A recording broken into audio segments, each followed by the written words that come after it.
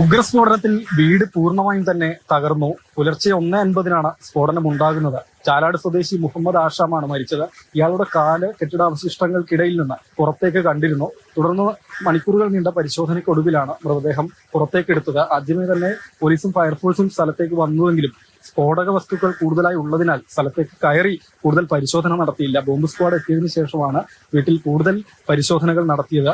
എന്തായാലും ഈ വീണ് കിടക്കുന്ന വീടിന്റെ ഭാഗങ്ങളെല്ലാം തന്നെ മാറ്റി കൂടുതൽ പരിശോധിച്ച് കെട്ടിടത്തിനടിയിൽ ആരും തന്നെ ഇല്ല എന്ന് ഉറപ്പാക്കിയിട്ടുണ്ട്.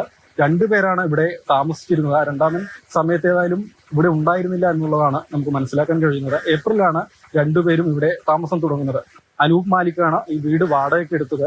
ഇവിടെ തന്നെയുള്ള ഗോവിന്ദൻ, റിട്ടയർഡ് അധ്യാപകൻ, അദ്ദേഹമാണ് വീട് വാടകയ്ക്ക് നൽകിയത്. ഏപ്രിൽ മുതൽ ഇവിടെ താമസിക്കുകയും ഈ സ്ഫോടക വസ്തുക്കളുടെ നിർമ്മാണവും ശേഖരവും ഇവിടെ നടക്കുകയും ചെയ്തു എന്നുള്ളതാണ്. പക്ഷേ നാട്ടുകാർക്കാർക്കും തൊട്ട് അയൽവക്കത്തുള്ള ആളുകൾക്ക് പോലും ഇവിടെ സ്ഫോടക വസ്തുക്കളുടെ നിർമ്മാണവും ശേഖരവും നടന്നിരുന്നുവെന്ന് അറിഞ്ഞിരുന്നില്ല. ഏതായാലും പോലീസ് വിശദമായി തന്നെ പരിശോധിച്ചു വരികയാണ്.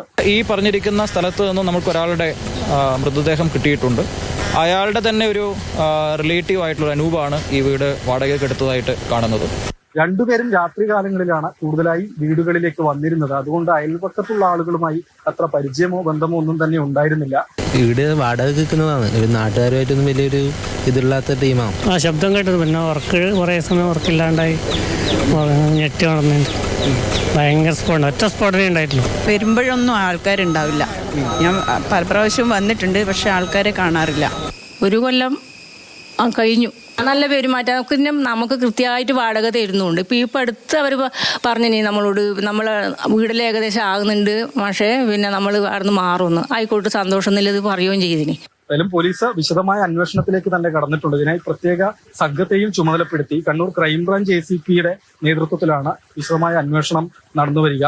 ഈ ഉഗ്രസ്ഫോടനത്തിൽ ഞെട്ടിത്തരിച്ചു നിൽക്കുകയാണ് കണ്ണപുരത്തെ നാട്ടുകാർ ഒന്നടങ്കം. വിനോദ് മൊറാഴയോടൊപ്പം രാഹുൽ KV, മാതൃഭൂമി ന്യൂസ്, കണ്ണൂർ.